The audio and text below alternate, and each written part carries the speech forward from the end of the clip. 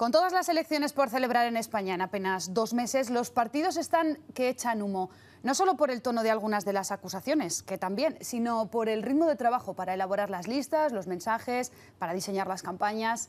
Primero serán las elecciones generales, pero todo está preparado ya para las que vengan, las autonómicas, municipales y europeas. En el ámbito municipal, en Zaragoza concretamente, habrá caras nuevas, entre ellas la que presenta el Partido Socialista. Hoy vamos a hablar de su proyecto para la capital aragonesa. Pilar Alegría, muy buenos días, bienvenida. Muchas gracias, buenos días. Esta tarde presenta su candidatura, lo hace oficialmente. ¿Qué le va a ofrecer a los zaragozanos? Pues le voy a ofrecer un proyecto serio, un proyecto consolidado y sobre todo quiero ofrecerle al ayuntamiento un ayuntamiento que se convierta en esa casa de la Plaza del Pilar, que tiene que ser una puerta para que los zaragozanos y las zaragozanas encuentren soluciones. Creo que hemos vivido 4 años de permanente algarabía. Creo que cuando se hablaba del Ayuntamiento de Zaragoza se hacía siempre para explicar los problemas y los rifirrafes que se vivían internamente, y creo que después de todo este tiempo los ciudadanos ya necesitan una institución, como digo, que el principal objetivo sea encontrar y buscar esas soluciones para el día a día y la vida de los zaragozanos y de las zaragozanas. ¿Contenta con su equipo? Sí, muy contenta, muy contenta. Yo creo que siempre he sido una mujer que me ha gustado trabajar en equipo. Creo que además son fundamentales para el buen hacer del trabajo diario, y creo que la candidatura del Partido Socialista, esos 31 compañeros y compañeras que conformamos este equipo, reúne distintos perfiles que, sin lugar a dudas, seguro que podremos desarrollar un magnífico trabajo. Es además el equipo que quería prácticamente al 100% y en el orden que quería, después de esas discrepancias que tuvo con la dirección del partido aquí en Aragón por ese orden, por esos nombres y según qué puestos ocupaban. Al final Ferraz le dio la razón a usted. Bueno, el proceso de listas en cualquier partido político siempre conlleva algún tipo de tensión o algún tipo de situaciones con posiciones diferenciadas. Ahora bien, es verdad que nosotros ya como partido, cuando se toma esa decisión definitiva, todo el mundo nos ponemos a trabajar en el mismo objetivo, y aquí el objetivo, tanto para el 28 de abril como para el próximo 26 de mayo, es que el Partido Socialista pueda tener un buen resultado y que pueda gobernar España, Aragón y también Zaragoza. Ese desacuerdo, esas discrepancias con la dirección provincial y también con la dirección en Aragón, con Javier Lambán, ¿cree que le puede pasar factura política en un futuro? No, ya le digo que ese debate está absolutamente cerrado, y de hecho somos el único partido político que ya se ha presentado frente a la ciudadanía con sus equipos cerrados y con la maquinaria ya puesta a punto, como digo, para afrontar estas campañas electorales y sobre todo para seguir pudiendo gobernar aquí en Aragón con un gobierno progresista y también el Ayuntamiento de Zaragoza. Ya están las listas cerradas, ya tiene su candidatura. Ahora vamos a hablar del mensaje. Entre otras propuestas que le hemos escuchado hacer ya está una sobre vivienda. Habla sobre todo de vivienda de alquiler y destinada a jóvenes. Sí, fundamentalmente. Para mí la vivienda se ha convertido ya en un problema, una situación que tiene que ser de la misma importancia que tiene, por ejemplo, para un ayuntamiento el transporte urbano, la limpieza de sus calles.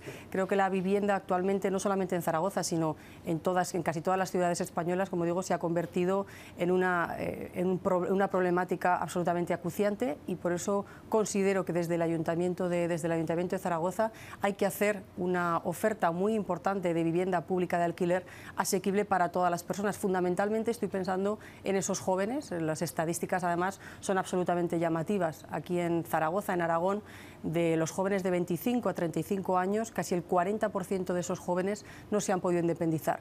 Difícilmente pueden hacerlo con los salarios precarios que la mayoría de ellos están cobrando, y sobre todo con esos precios tan elevados que en este momento tienen las viviendas. Por eso, si soy alcaldesa, si tengo la confianza de los zaragozanos y de las zaragozanas, me comprometo a al menos realizar 2.000 viviendas de alquiler en los próximos 4 años. También habla de crear unos contratos con los barrios, unos contratos incluso que sean auditables, que sean comprobables en cuanto a su cumplimiento. ¿Cuál es ese planteamiento? Sí, efectivamente. Bueno, al final quienes de primera mano más conocen las propias casuísticas de sus barrios, que echan de menos las actuaciones que se pueden realizar en sus calles, en sus barrios, son los propios vecinos, a través de las asociaciones de vecinos, del propio comercio de proximidad y un poco la gente que hace ese entramado. Y considero fundamental que sean los propios ciudadanos, como digo, vienen canalizados por distintas asociaciones, quien puedan trasladarle a los ayuntamientos, a la institución municipal, todas sus propuestas, todas sus quejas incluso, para que desde el ayuntamiento se pueda actuar, se pueda trabajar bajo un plan y desde luego comprobar a lo largo de la legislatura el grado de cumplimiento de estos planes, estos compromisos. Creo que es una cuestión fundamental, ¿no?, que los ciudadanos puedan conocer cuál es el compromiso de los ayuntamientos y al final de la legislatura o sobre la misma marcha de la legislatura comprobar ese grado de cumplimiento. ¿Y tiene también un plan concreto para el estadio de la Romareda? Ha habido varios proyectos que no han salido adelante, el estadio se deteriora año tras año, es un estadio municipal, ¿tiene un plan concreto para la remodelación de la Romareda? Efectivamente, es como bien dice usted, es un estadio municipal y lo que tengo claro además yo como zaragocista es que los zaragozanos y también el equipo del Real Zaragoza merece un estadio en otras condiciones. En estos momentos el estadio no disfruta de las condiciones que debería tener un equipo tan importante como es para esta ciudad y sobre todo también para la afición que somos muchos y por tanto creo que a lo largo de esta legislatura hay que acometer esta situación y darle al Zaragoza y a los zaragocistas el estadio que se merece. Hablamos de una remodelación, de un nuevo estadio, ¿qué se plantea? A mí me gustaría una instalación municipal acorde a ese magnífico equipo que tenemos como el Real Zaragoza y la propia afición, ¿no?, que somos muchas, con lo cual creo que podremos encontrar esa fórmula que creo que fundamentalmente, como le digo, el objetivo es tener un estadio acorde a lo que significa para esta ciudad el equipo Real Zaragoza y a su propia afición, por supuesto. ¿Pero cómo podemos interpretar ese estadio acorde? ¿Entonces es un estadio nuevo?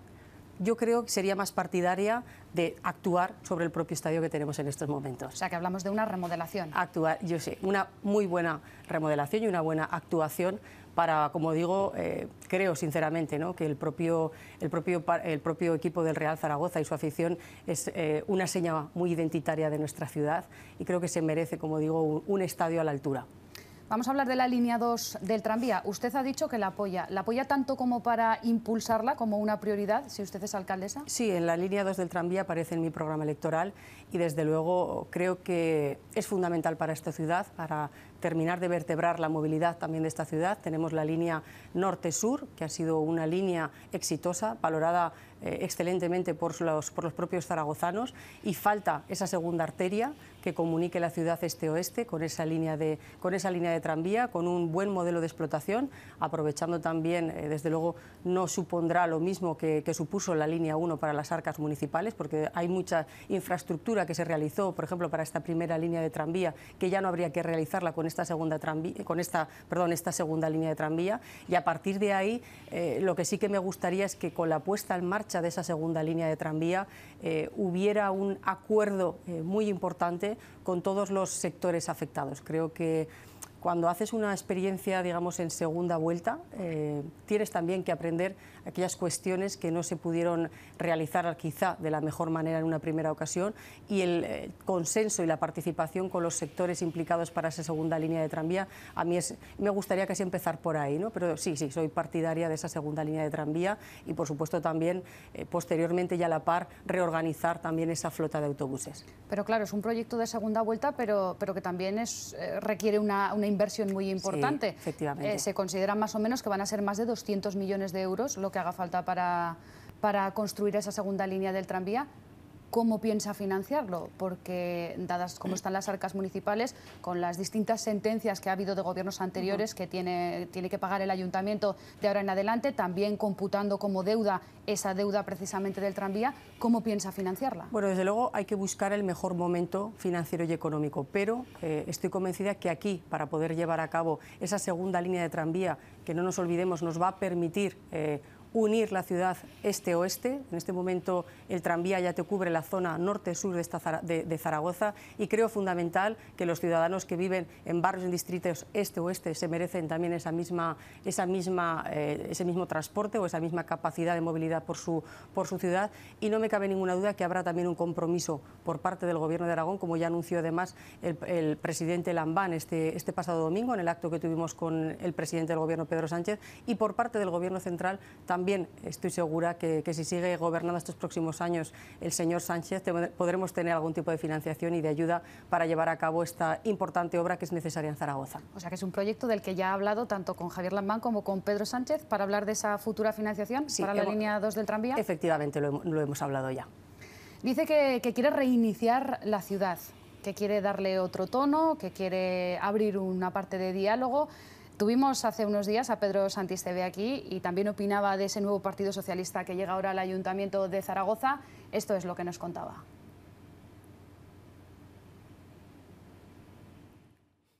Hombre, cambiará lo que tiene que cambiar en la vida política del país, que es una actitud abierta al diálogo, en el que espero encontrarme a otro partido socialista más colaborador, más cooperador. ¿Se va a encontrar Pedro Santistebe a ese Partido Socialista más abierto al diálogo y más colaborador? Bueno, el Partido Socialista siempre ha sido un partido colaborador. De hecho, hemos gobernado en muchísimas instituciones, en muchísimos gobiernos autonómicos y en muchísimos ayuntamientos. Pero en el Ayuntamiento de Zaragoza, esta legislatura, que ha sido un reproche que ha lanzado estos últimos 4 años Pedro Santistebe al Partido Socialista, que se ha quejado de que no estaba abierto lo suficiente al diálogo. Pues mire, esta ciudad ha disfrutado de los 3 últimos años de todas las ordenanzas municipales y de los presupuestos gracias al apoyo del Partido Socialista.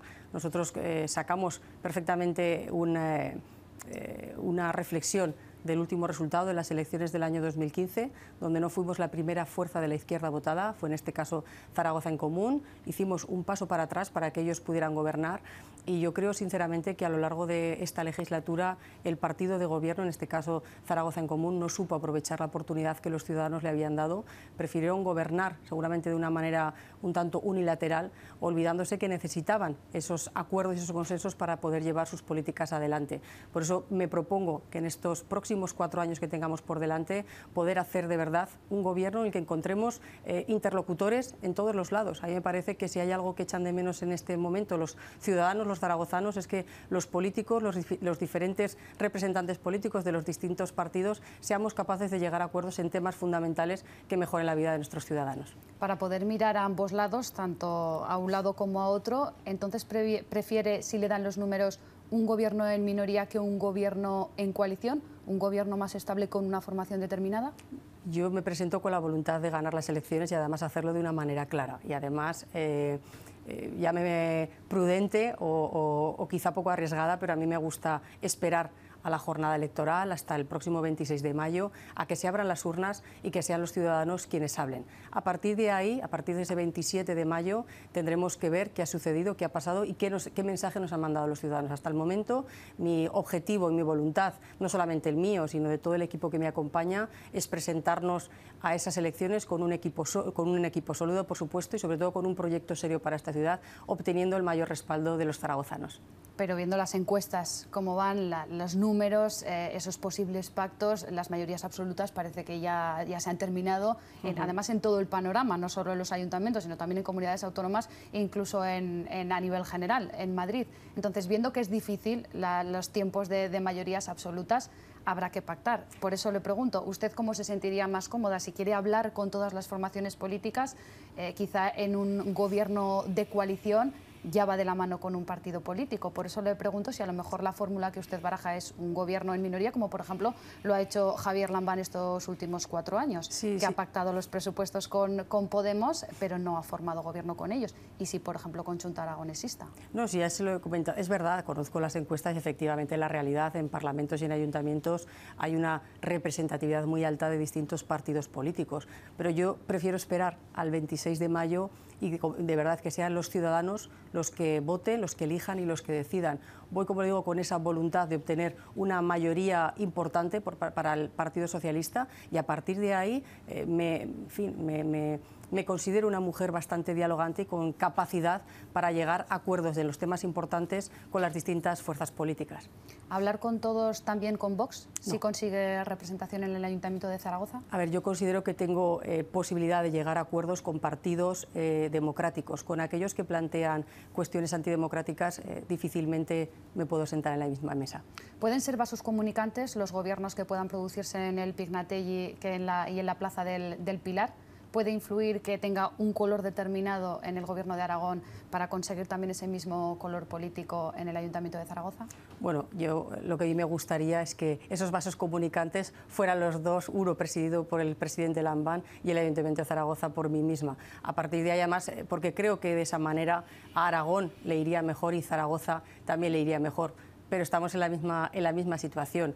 Creo sinceramente, de verdad, incluso por responsabilidad política, que debemos dejar hablar a los ciudadanos en el proceso electoral del 26 de mayo, también ahora en el 28 de abril, y a partir de ahí, ya cuando conozcamos, ¿no?, esos resultados, los dirigentes políticos y los máximos responsables de cada acción política tendremos que estudiar muy bien, como le digo, cuál ha sido ese resultado. Algunos dirigentes políticos ya han puesto vetos. Por ejemplo, Ciudadanos lo ha puesto al Partido Socialista de Pedro Sánchez en Madrid.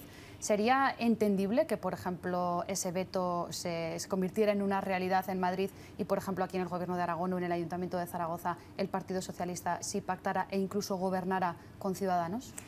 Eso lo tendrán que decir los responsables de Ciudadanos. A mí se me escapa y desde luego no entiendo ni comparto ese veto a un partido que estamos cumpliendo ahora 140 años, que hemos gobernado a lo largo de mucho tiempo, no solamente España, sino las comunidades y los ayuntamientos, y que desde luego hemos llevado actuaciones muy importantes en este país, y no comprendo la actitud en este caso de un partido como Ciudadanos, un partido además que venía como nuevo y renovador, y que la primera decisión que ha tomado ha sido, como digo, poner un cordón sanitario a un partido democrático como es el Partido Socialista, un partido además que ha construido país, y sin embargo no le escucho hablar nada de partidos de la ultraderecha, como es el caso, por ejemplo, de Vox. ¿Ha habilitado usted un número de WhatsApp para que la gente le pueda enviar sus preguntas, sus consultas, y usted también enviarle también sus propuestas y sus proyectos a los zaragozanos? También es muy activa en las redes sociales. No sé si se plantea de alguna manera novedosa esta campaña electoral que nos queda para las elecciones municipales de mayo. No sé cómo quiere afrontar el reto de las redes sociales, que ya hemos visto todos y se ha comprobado que es muy importante en las campañas electorales. Bueno, para mí no solamente es una cuestión de campaña electoral. Yo creo que tiene que ser una forma de trabajar, una forma de comunicarte y estar en contacto con el ciudadano. Hay que ir a los barrios, hay que estar con la gente en sus calles, en sus comercios, en las distintas instalaciones que tenemos repartidas por Zaragoza, que es algo que por supuesto estoy haciendo también todos los días y que espero seguir haciéndolo a partir del 26 de mayo.